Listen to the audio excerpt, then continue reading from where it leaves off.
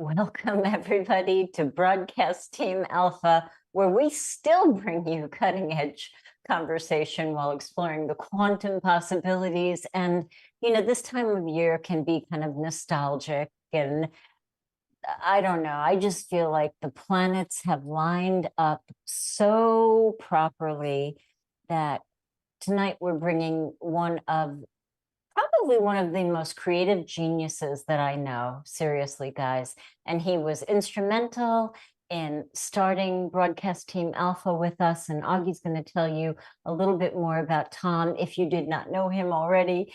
But I just want to thank you for being here, right? Thank you for the whole year of being here and supporting us. We've got a brand new year starting and we've got some new things coming up. So be on the lookout, some new programming, some new offerings, some fun things they're a little bit different than what we've been doing. But as always, I want to invite you to our Mastermind Connection on Sunday afternoon at 2 p.m. It is getting better and better. And how does it get better than that? A group of amazing people with benevolent and loving hearts get together and we envision the world the way that we want it to be, right? The love that we really want to see in the world, the kindness, the beauty, the generosity, the compassion, right? And if I keep going on, we're going to have a mastermind session right here. But we envision this during a meditative kind of visualization. And I have to tell you, some of the more concrete things that we visualized, like a dog that was lost in the Canadian snowstorm, actually returned home before the session was ever over. So some of the more measurable things have actually happened. If you want to join us, send an email to themastermindconnection@gmail.com. Augie will send you the link and you can come hang out with us. And at the 3 o'clock hour, we just have a fun conversation, or sometimes we watch videos, and it's just so much fun. Thank you for being here. Thank you for the lively chat that always happens in the chat room. Thank you for your super chats, and thank you for supporting us. Augie, no more from me. Let's talk about Zahn. Yeah, there you go. This is going to be a very special show for me because Tom is an old friend. I didn't say he's old, but he's an old friend.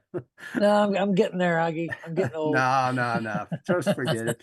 And he really got us started. Nori and I and him got together and we created Broadcast Team Alpha. And we're still here. We're alive and well. And this is going good. But let me say a few things about him for those of you that don't know him already. He's an author. He's a podcaster. He's a part-time ufologist. Aren't we all? He's a semi-retired pro photographer and he's a videographer. And he is an IT guy. Some of you know what that is. Some of you probably are. And also he is a retired submarine veteran.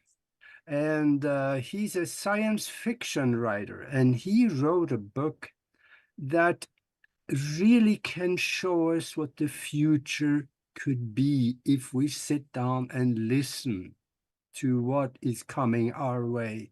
That book's title, I think, Two and the Collectors, I think. Yes, he's nodding his head, so it's got to be right. And, well, I tell you, we haven't talked for several years, actually. I'm so glad. It's so good to see you again, Tom. Welcome to the show. Welcome, Tom. So good to see you.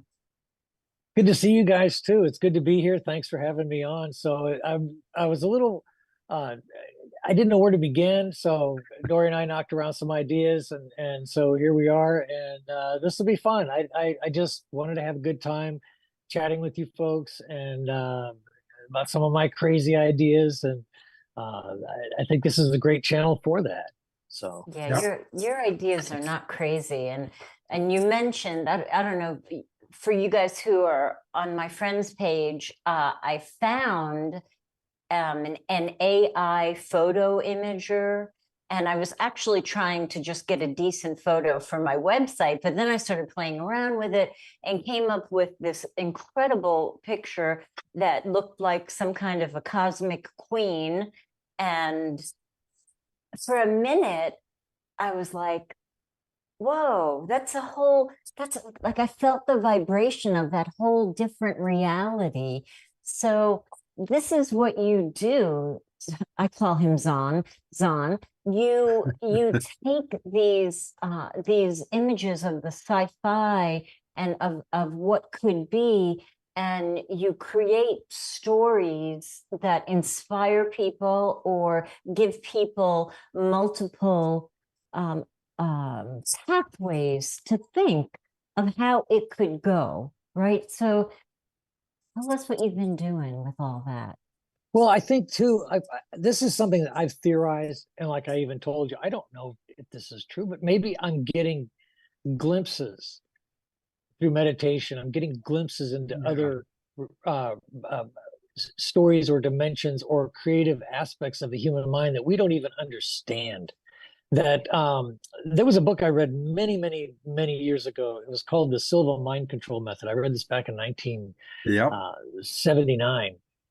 And this guy talked about creating your own mastermind control group in your mind, and that you could direct these individuals with different, you could create different personalities with these individuals. Like one might be a financial master, another might be a CEO.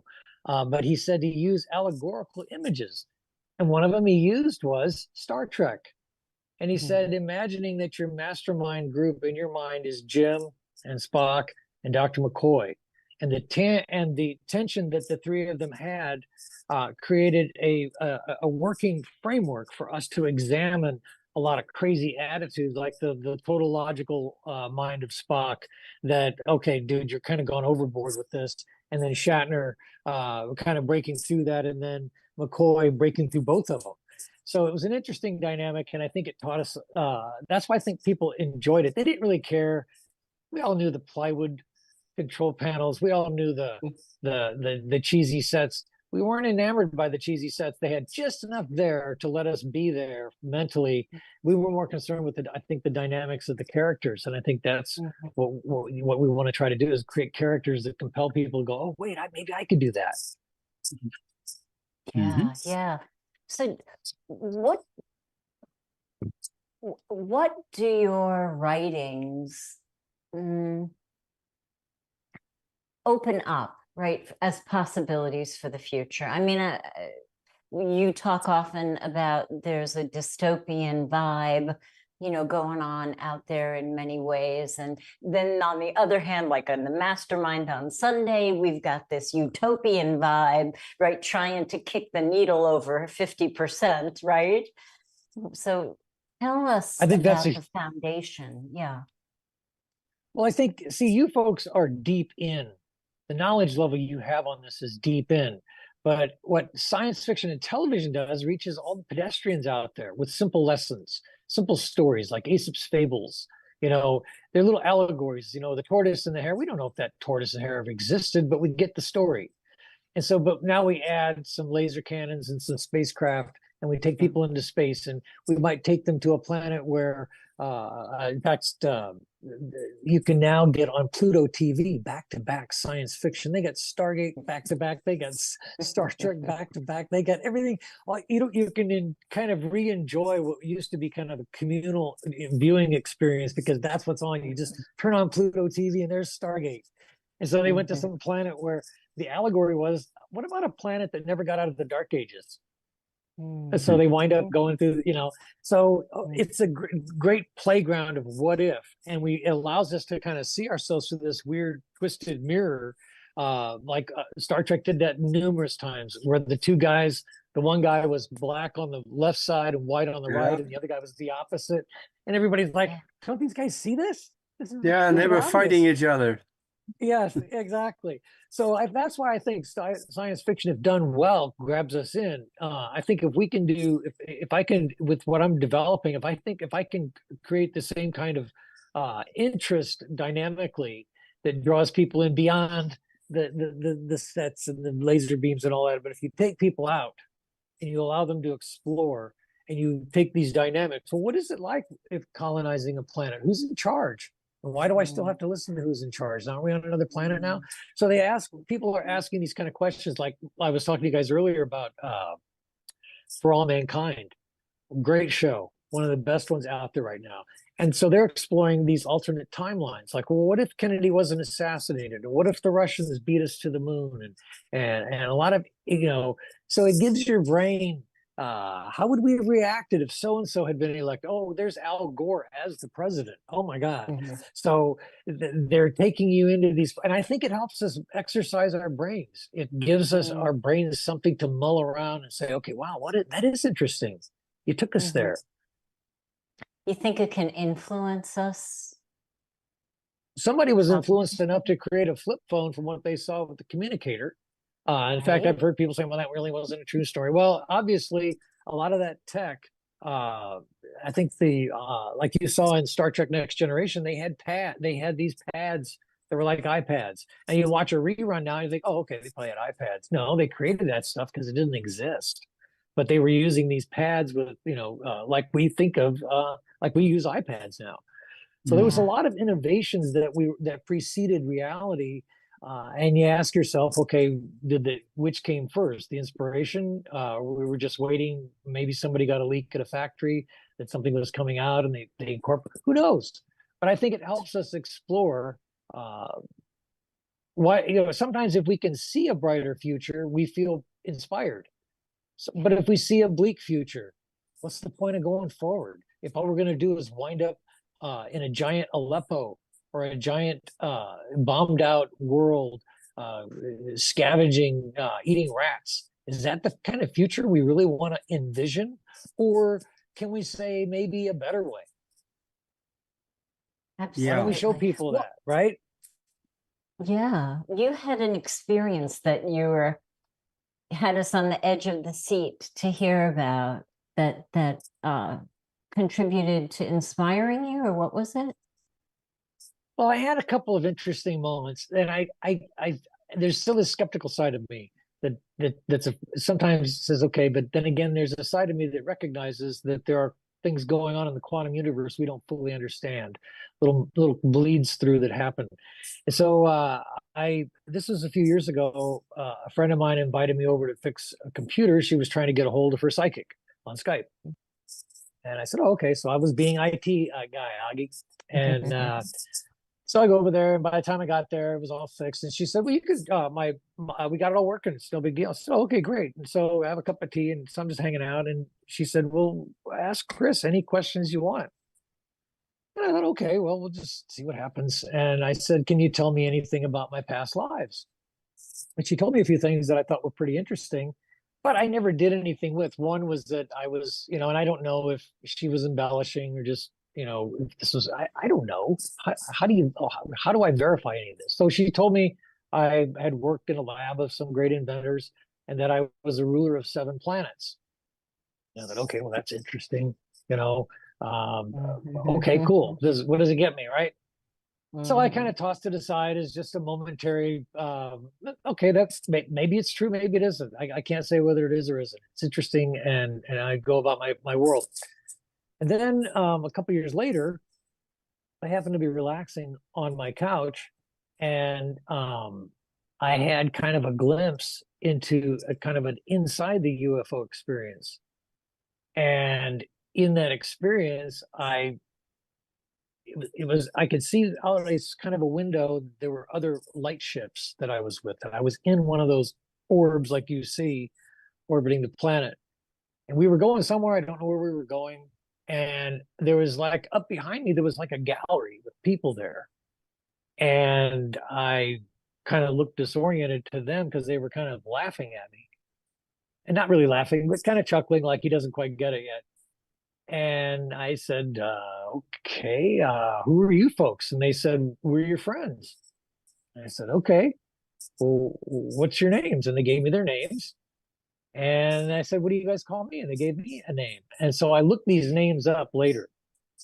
And I said, okay, this is just, just having a nap here, just kind of a who knows moment. And I looked up the names, and the name they gave me was Zahn. I'm like, okay, that's almost comic book fair, right? You're kidding, right? And then they gave me the names of these two other individuals. And one was, and I think what they were showing me was archetypes, that they weren't literally really the real people that I was seeing. They were giving me these archetypes of two other individuals. Like they were giving me something I could interpret. Like this picture, I can give you this individual here. Her name was Marika, and the other one was Zeravan. And I looked up both their names, and I'm like, okay, this doesn't exist anywhere. Neither one of these names.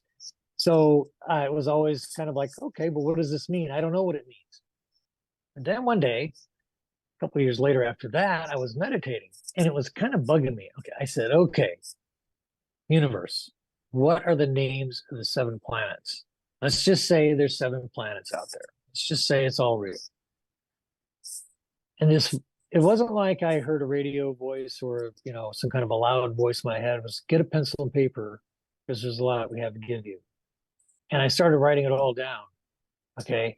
And it was like, okay, I could probably get more if I said,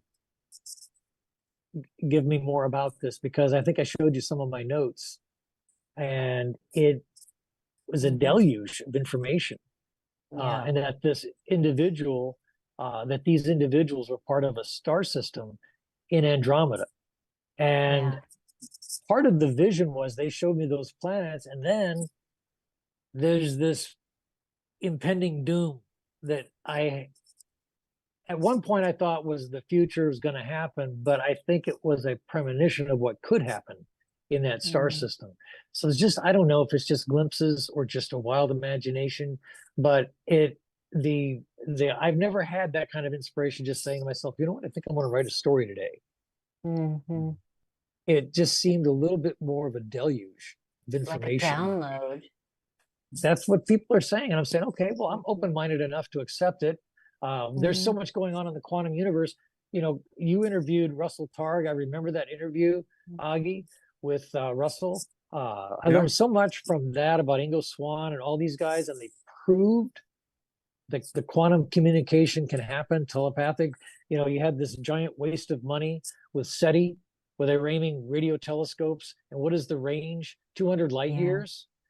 And how are ETs supposed to communicate across vast intergalactic distances that some of them go? It has to be quantum based. It all bypasses space-time. So, but I think science fiction allows us to explore that, Or is it really all happening there, right, in parallel universes, and we're tapping into pieces of it, or you're tapping into pieces of it, to get that download. And this was big. It was so big, It's a big story in my head. I'm saying, okay, well, you've gone completely delusional. No. Okay, so I said it's epic. It's difficult for me to get all of it down because there's so many elements, and then there's missing elements that I don't have yet. And I used to get frustrated because, okay, how does that line up? And one of the elements that came about, it was like, you need to write this down. This is the element. It had to do with the Anasazi Indians. I'm like, how does this even relate to this story? Well, as it turns out, in this story, they were removed from Earth, and they are a clean DNA sample, a reference sample, unpolluted, clean. Okay, so this is, and I didn't know this at the outset when I wrote it down. I didn't find out. I was like, why does that? It bugged me. Why is that? Why was I given that? So there's other little weird elements like that have come through where I get ahead of it, I get at the end of it, and then I got to figure out what came before that, or how did that connect in. And sometimes it makes absolutely no sense until later. So I don't fully understand it, but it's almost like it's just a giant dump, and then I've got to deal with unraveling it. And the thing about it is, though, that we are starting to hear from scientists now that there could be several trillion, that's a T, trillion planets like Earth out there, somewhere in reality. Under those circumstances, there's very good likelihood there will be one just like what you talked about. And you could have tuned into that frequency by imagining it, and you got information from it, because let's say they are about 80 light years away or more. That distance doesn't exist outside of the physical. It is that far apart, if that far. You could have gotten it. There were elements too in the storyline that were thrown in as we have to add this. I'm like, how did that? There's elements that seem to me part of the experience. Let me back up a little bit. Part of this experiment was, for me, I wanted to go through the process. It was almost a challenge to me to begin with back in 2014 when I came up with that story. The challenge was I didn't like what I saw on TV. I didn't like what I was hearing. It wasn't getting to me what I thought the real ETs and the real experience was going on with contactees, abductees, and other people who were having the real experience, not the Stargate, the TV experience that we all enjoy, which I love all that stuff. But it's the real experience that people are having that's even bigger than what we think it's going to be. And then I think we need to explore this whole idea of all, of contact and disclosure. What's it going to be like? What's it going to feel like when we see a giant ET craft sitting in orbit, sitting over the ocean, just off our coastal cities, sitting there, doing nothing?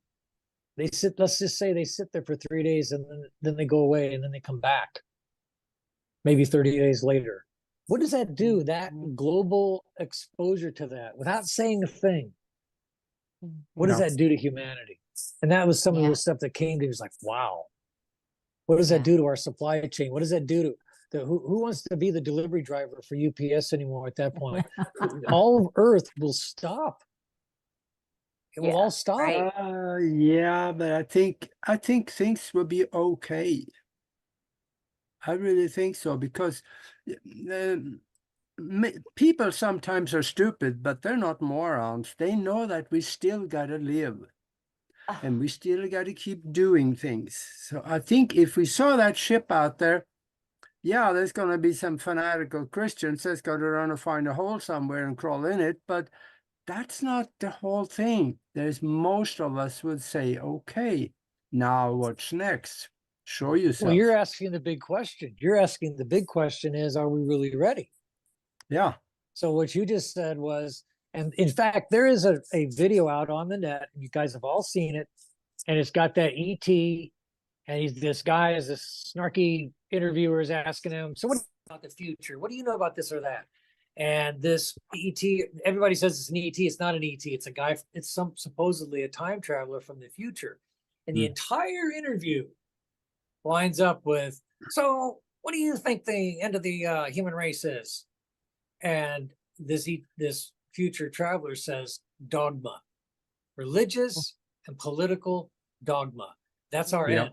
And so if we can show ourselves a little bit and begin to kind of laugh at ourselves and see, maybe expose some of our hypocrisies that we have towards our own species, the way we treat our own species across the globe. And this is something I repeat ad nauseum. We have the technology, the capability, the manufacturing facilities, and the resources to feed, clothe, and shelter every human on this planet if we wanted to. Yes, we do. Yep, absolutely. But let's look at that for just a moment. We have the technology, but why don't we have it? Now, there's a thought in there, and that is that we have probably all the inventions that we need in order to create a wonderful world out there. Was it not controlled by somebody for the purpose of profit?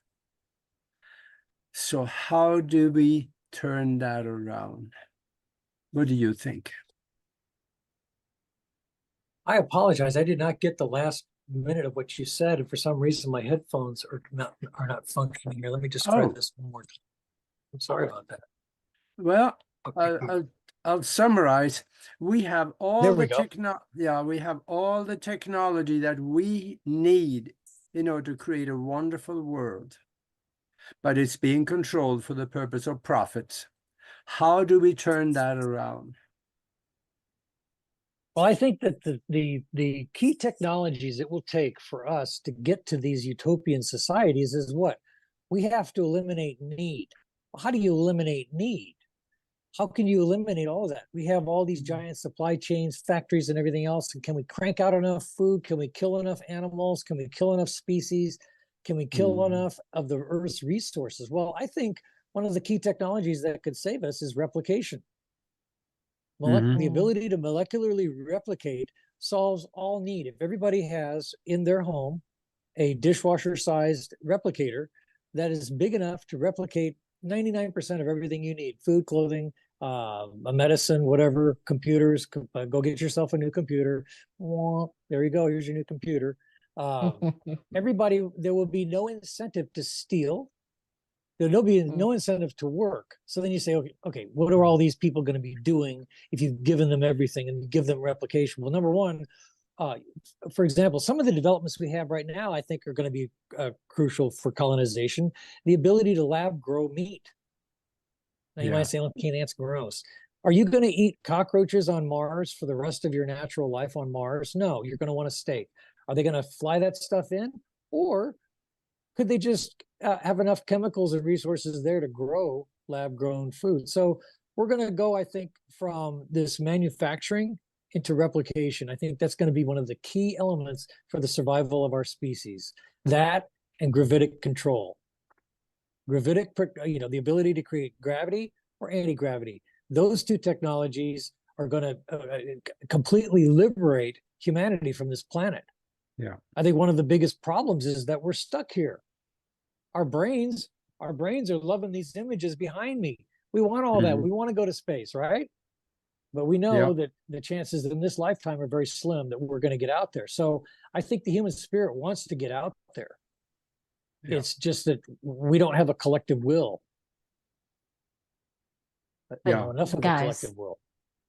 Just let's step back for a minute, okay? We were actually ahead of our time 5 years ago when we did that little series called On Our Planet, right? And we pretended in air quotes, that we were living on another planet, and we were explaining to everybody what life was like on our planet. And of course, the replicator was what you brought with you, Zon. And then, I mean, do you realize? I mean, that was like 3 or 4 shows that we did, and that was 5 years ago. And now we're so much closer, maybe, to something like that happening. I think maybe we were so ahead of it. We've all, I think, learned our. Can you guys hear me? Is mine working? Yeah. Okay. I think we've all kind of honed our message and what we really are shooting for a little bit tighter. This thing has bothered me for some time. There's always been this urgency to get this thing written, get it out there, get it written. And yet there's missing elements. There's this foggy veil that I've got to get through that doesn't have all the pieces. And I have to kind of wait for pieces. And then I get these big chunks. I'm like, what do I do with that? And who is this person? Why are they there? So it's kind of, it's a weird process that I'm open enough to say, okay, maybe it is possible. What if we could? Everything is possible because everything starts in the mind, and we have to have the vision in our mind in order for it to start. And we have that. Maybe others don't, but then what happens? We're talking about the big event coming. What is that? Is that a separation of timeline where we leave the scuzz buckets and the politicians behind and we move on into another reality, or we get stuck with them moving on? That is a good question too.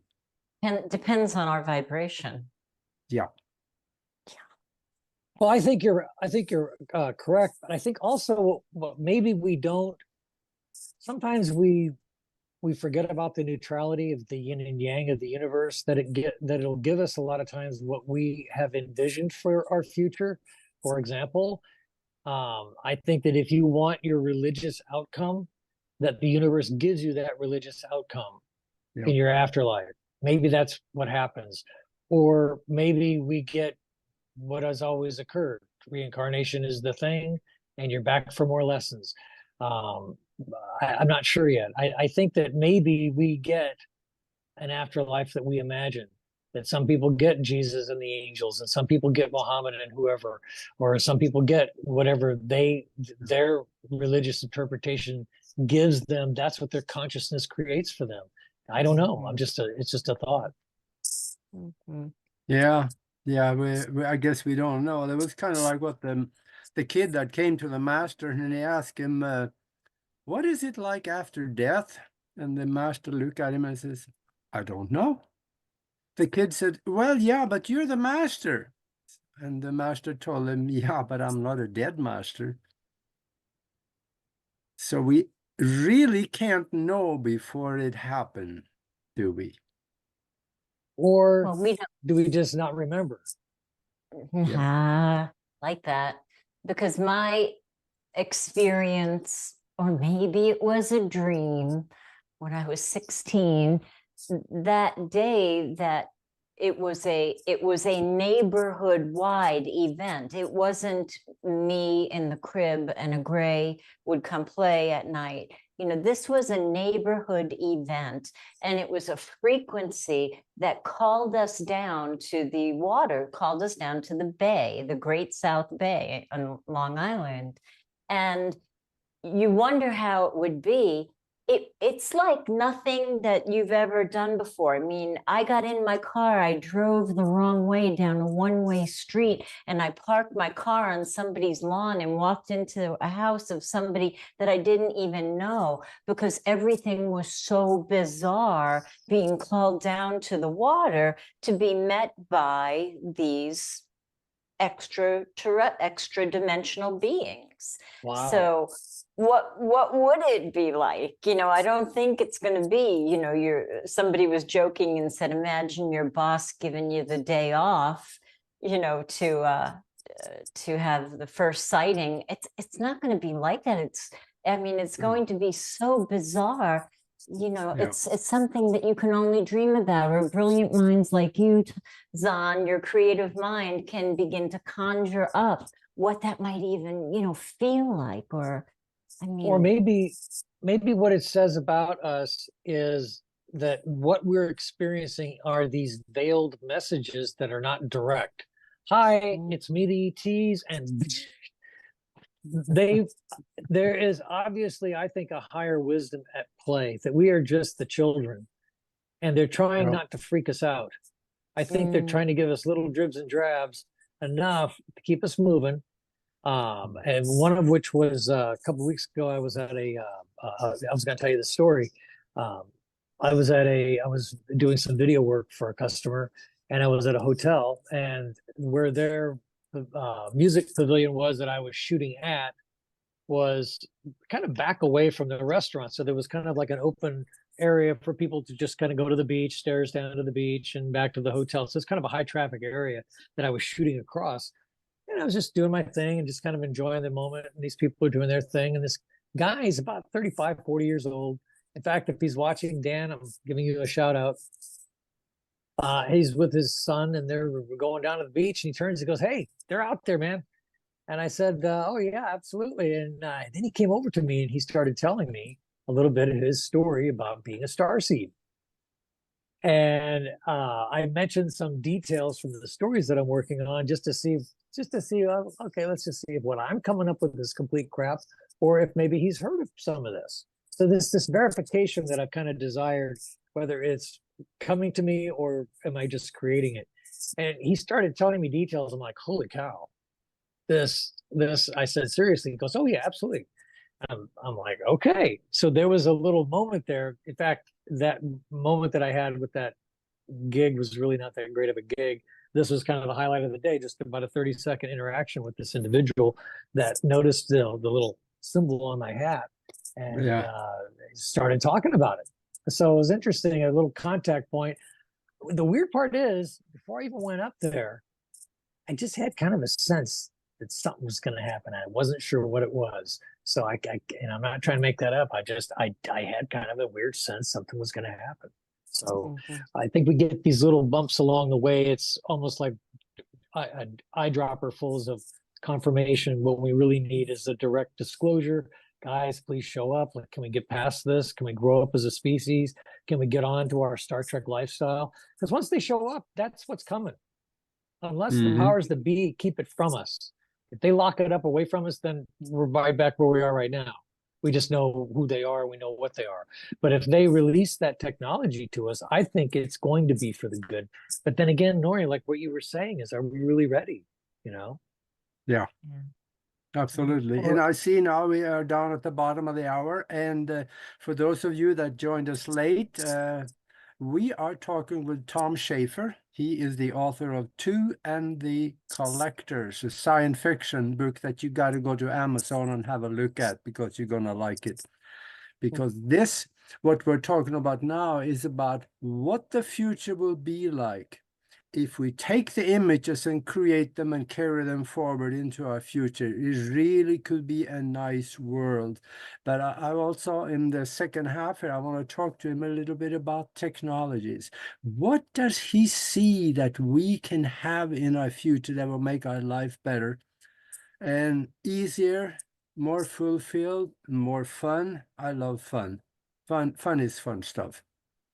What do you think, Tom? Where do we go with this one? What is our future going to be like? Well, like I mentioned earlier, if we have replication, then I think what we may go through is a replication overload. Like, you go to somebody's house and they got 10 TVs. And then I think we're going to burn out on it. And we're going to move to an era of less is more. And we're going to get tired of materialism altogether. And we're going to focus a little more navel gazing, a little bit more about becoming better people. I think it's going to take 10, 15 years once the disclosure really happens for us to really get a grip. That is, if we can leave this rock, that's going to be one of the big things, I think, is our ability to get off this planet. I think that Earth is where we may have started, but it's definitely not where we're going to finish. I think you're right. There is more. Yeah. Maybe we didn't start here. Maybe we got dropped off here. I could agree with that just as much. Yeah, you mentioned the word disclosure. How we are being fed now, spoon-fed, but there's a lot of spoons right now, and we're getting a lot. But do you think we are being set up for something, or is it actually something happening here? What do you think? And I know you've been studying this. Well, the key word for me for the past 10 years has been acclamation. And see, that gets back to science fiction. There isn't anything they can show, even on bad sci-fi shows. There isn't anything they can't show. We see spacecraft going through, I've seen 10 different shows, then they're all going through wormholes. They all have personal avatars. They all have AI that helps them or doesn't help them. So there's one recently, Beacon 23, where the AI is a little bit crazy. So I think that those are the things that we're going to be looking at is this AI thing. We got to get a handle on that. And I think we're not ready. And I think that's why, like I say, the disclosure I think part of the problem we've had over the past 40 years has been a dumbing down, where education has suffered because we didn't want to spend money on too much education in them darn public schools. So education took a big hit. Civics took a big hit. And so we have had a massive dumbing down. People's ability to do critical thinking so that when something weird happens, can they absorb it? Well, now we have Marvel, we have DC Comics, we got Tony, what's his name with his Iron Man suit. We have seen everything we're going to see with the real aliens. We have seen transdimensional fading in and out. We've seen it in the sky. People are already videoing that, where they come and go. I've got video of them just coming and going. It's bizarre. So we have already been there. So we're seeing everything on sci-fi to the extreme of what we're starting to actually see, I think, in the skies. And I think it's becoming overwhelming. People are learning CE5 contact. They're going outside their house during the day and saying, hey, fellas, we're here, we're waiting. And I think the more people that are doing that, creating a giant invitation, the less, and this acclamation through science fiction, where we're being, these ideas and concepts of other cultures and races interacting with humanity in peaceful ways, or we could think of dystopian ways. I think the ETs that are out there, they're of a positive nature, or if you will, they are very woke, and I think that their intentions are not to take over, or some of them I think do, but I think there's a good number of them out there that are of a benevolent nature that want to do good things for us, but they're scared because of our inability to absorb some of these really advanced concepts, multidimensional, the ability to time travel. A lot of this stuff I think is quite possible with some of these folks coming from the skies.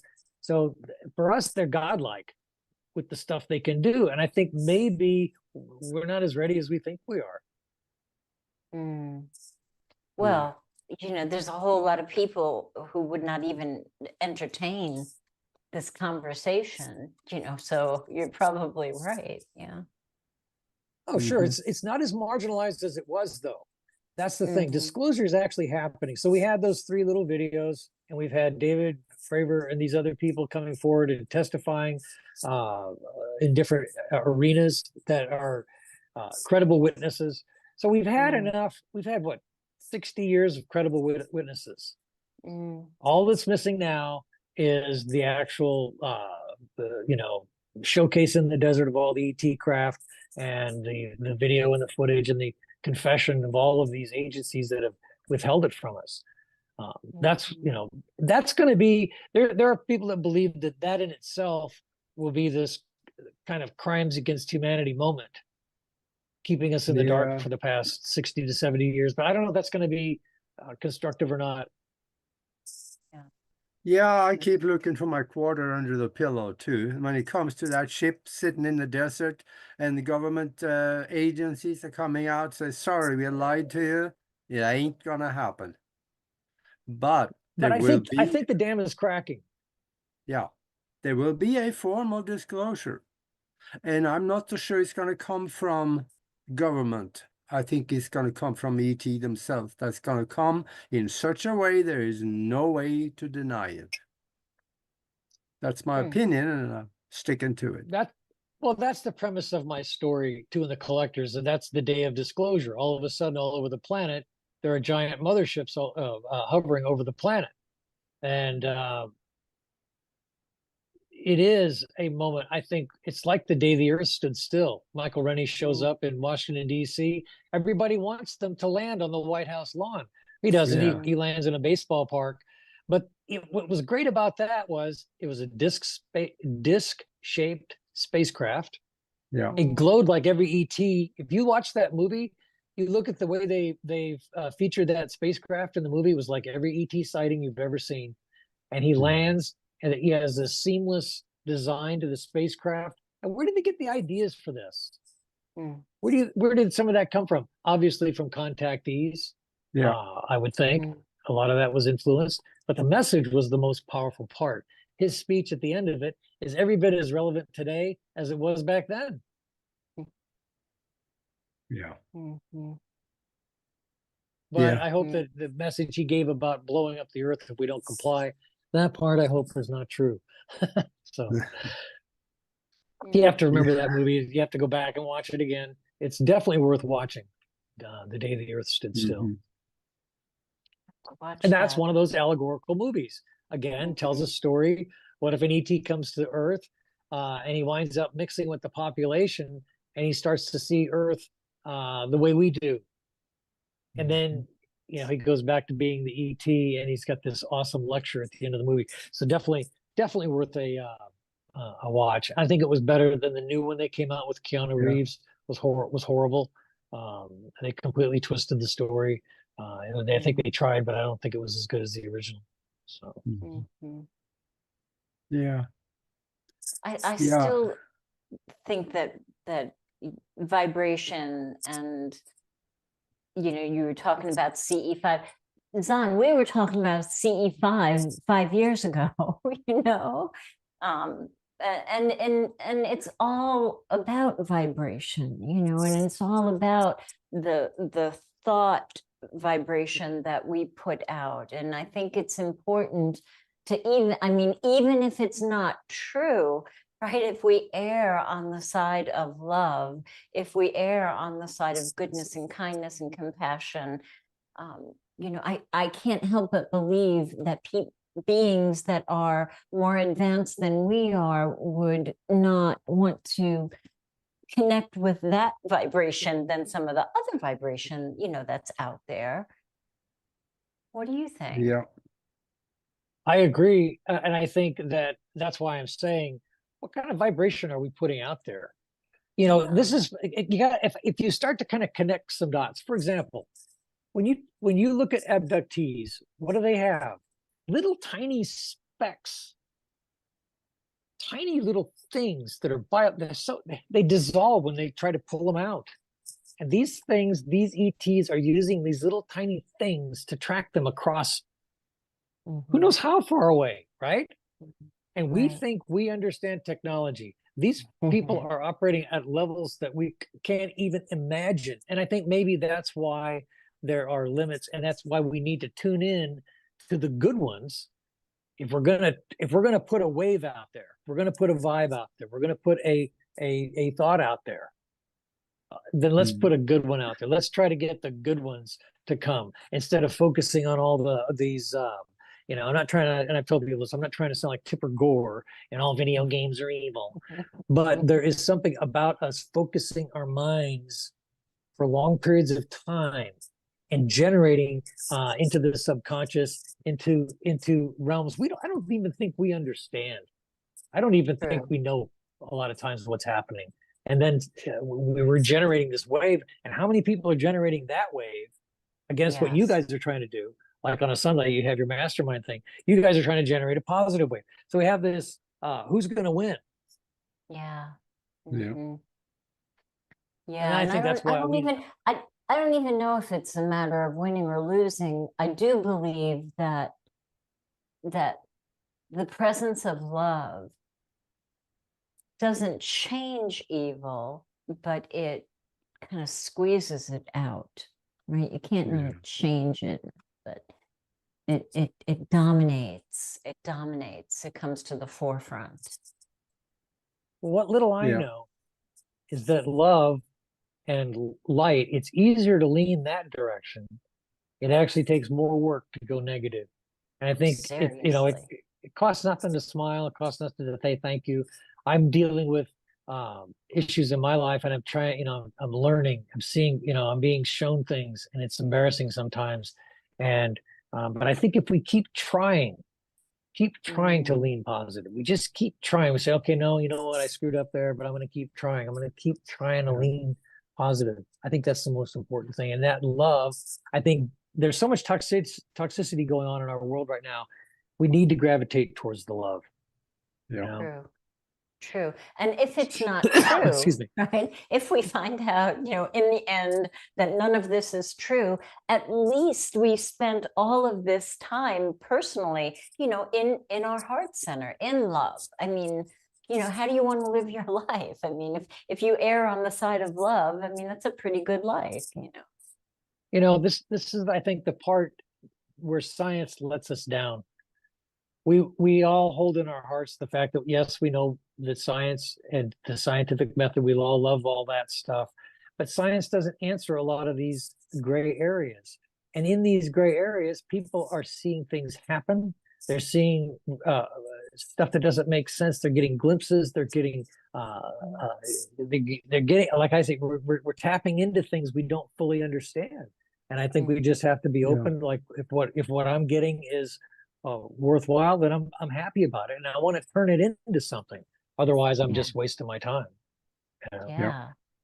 Yeah. So you're looking for a team of writers to get together. You don't have to be a formal writer, right? You can just be a creative Tell us about that.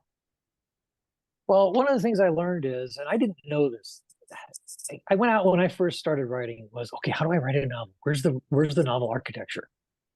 And I couldn't find it anywhere. I could not find, I read creative writing courses and all this stuff. And I found that this other process, which was very scary, and it's free, you have to edit it, but it's what they call free streaming and allowing. So if I look at you and I say the first word that comes out of your mouth when I say color, what's the first thing that came to your mind? You have to say that. Okay. And that, after that, what is the story? What are they saying in this scene? And you hear them saying, and you write it down. I love that. It's a very strange process. And I learned that the problem is I get such a deluge through that process. I'm like, I need something I can plug into my head and just, okay, can we just hit the record button here? Right. Because it's so massive that it's overwhelming for me. So that process of allowing it, and I think it's the same process people use. There are people that do creative writing like that as well. But to apply it towards novels or creative writing, once you learn it, it opens a spigot. Yeah. Because you basically toy with the idea enough to let the character speak, and then you write it down. And it's an interesting process. It was a little uncomfortable for me at first, but it allows you to at least get the idea down. And then you go back, you go, wow, I wrote all that. And then you have to clean it up and you edit it and you kind of refine it. But at least you didn't stop the idea from hitting the paper. Because if you self-edit yourself too much, you're not going to get anything written down.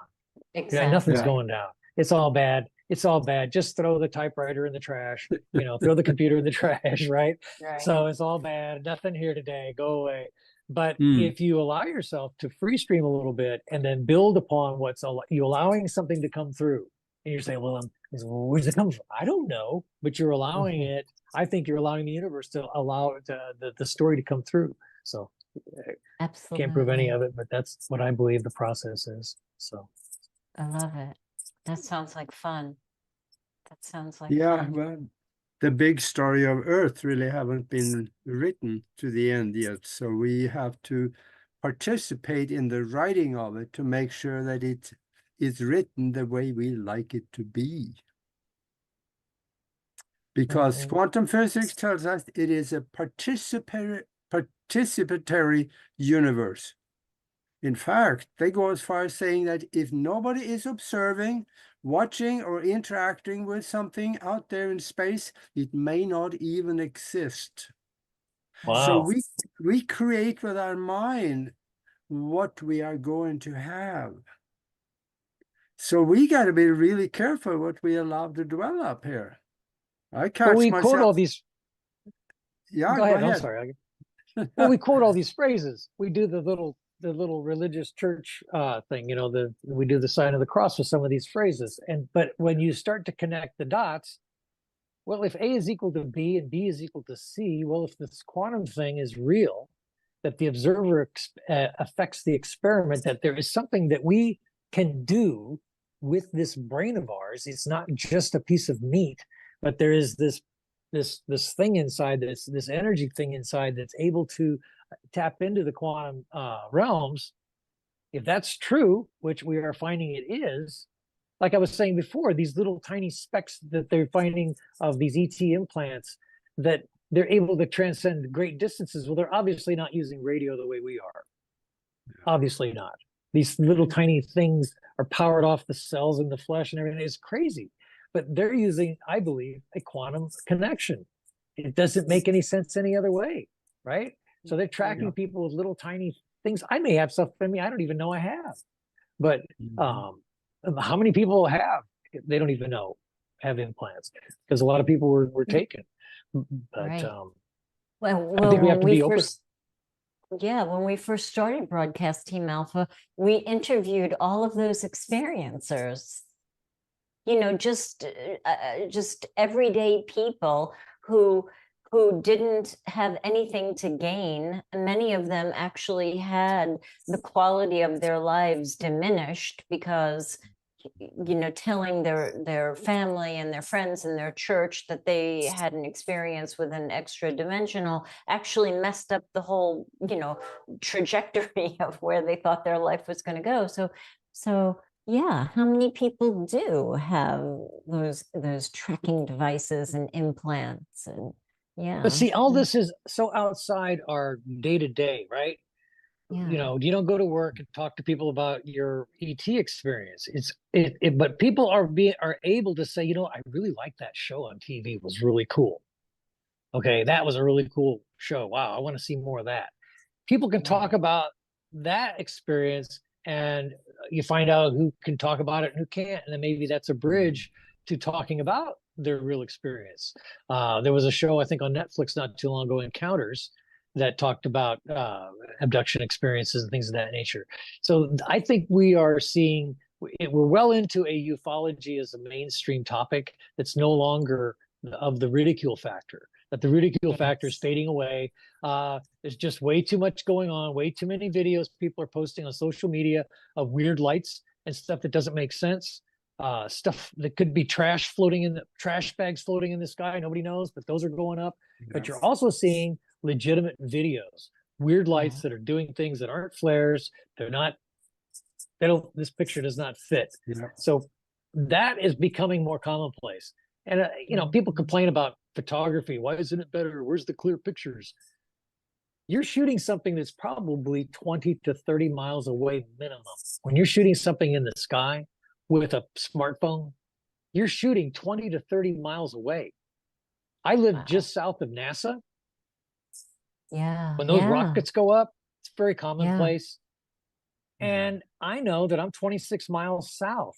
And so when I focus in on it with my phone or one of my other cameras, I'm still not getting a very good picture. I'm not impressed at all. When you see the one on TV, they have these giant tracking telescopes that they're filming from NASA or from or whatever Elon Musk is using. So they're tracking them with these big cameras to do it yourself. So people complain about the quality of UFO footage. We're still not quite there yet with getting as close as we want. You know, you'll see a video and it'll kind of fade in and out.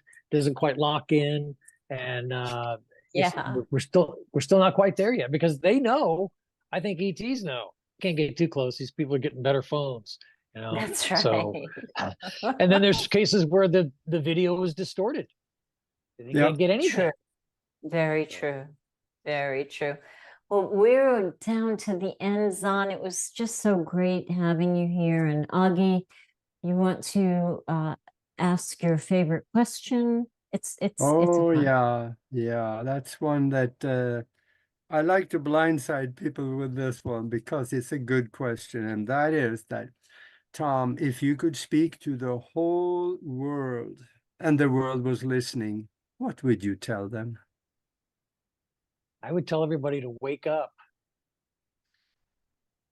Time to wake up. This is the moment where we see democracy under attack throughout the planet. We see the good side of mankind being under attack. There's so much we have to do. That's what I would tell the world, is that we need to sow messages of hope and love and light to the planet. That's what we need to do. That's really what we need to do. And that's what I'm striving for in my own little corner. That's what I'm scratching on. That's what I'm going to try to do. I love it. Absolutely. That goes Thank exactly. you so much. Yeah, that goes exactly like what President Eisenhower said. He said that one of these days, mankind will want peace so much that governments have to get out of their way and let them have it. We got to want it. Sounds good. Yep. We're nipping at that right now. More people waking up and we're going to be there. Make it happen. Yeah, I think we have to Thanks. learn that we got to participate in the process. We need to be part of the solution and not the problem. Yep. Absolutely. Beautiful note to end on. Zahn, thank you. Tom Schaefer, thank you so much. It was so good hanging out with you again. Aage, thank you. Mac, as always, thank you. Everybody in the chat room, and if you're watching on the replay, thanks for being here. Happy holidays, everybody. We'll see you next time. Good night. See you later.